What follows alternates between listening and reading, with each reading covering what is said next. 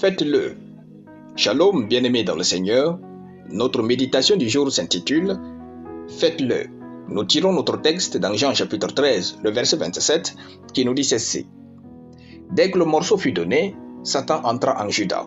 Jésus lui dit, « Ce que tu fais, fais-le promptement. » Gloire à Dieu. Notre texte parle de la scène où Judas avait trahi le Seigneur Jésus. Remarquons que c'est parce que Satan avait possédé Judas que ce dernier a pu trahir Jésus.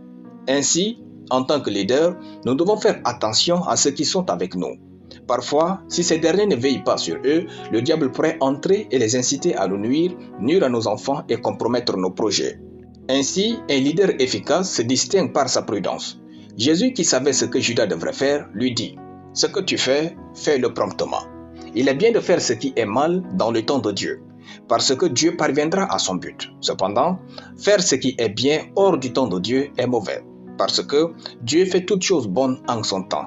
Il nous faut acquérir la capacité d'agir, en particulier dans le temps de Dieu. C'est pourquoi, lorsque Dieu vous dit quelque chose à faire ou à dire, faites-le. Notre tête est trop petite pour comprendre Dieu, faisons juste ce qu'il nous demande. Faire des choses, même petites, peut conduire à des progrès et à des changements positifs. Au quotidien, faites quelque chose qui vous rapproche de vos objectifs et de vos rêves. Chaque jour, faites quelque chose qui met Dieu en valeur. L'inaction entraîne la stagnation et nous fait manquer des opportunités. Vous n'avancez pas parce que vous ne faites rien pour avancer. Vous n'avancez pas parce que vous n'êtes pas déterminé à agir. Quelqu'un disait, je cite, « Le premier pas ne vous mène pas là où vous deviez partir, mais il vous fait quitter là où vous étiez. » Fin de citation.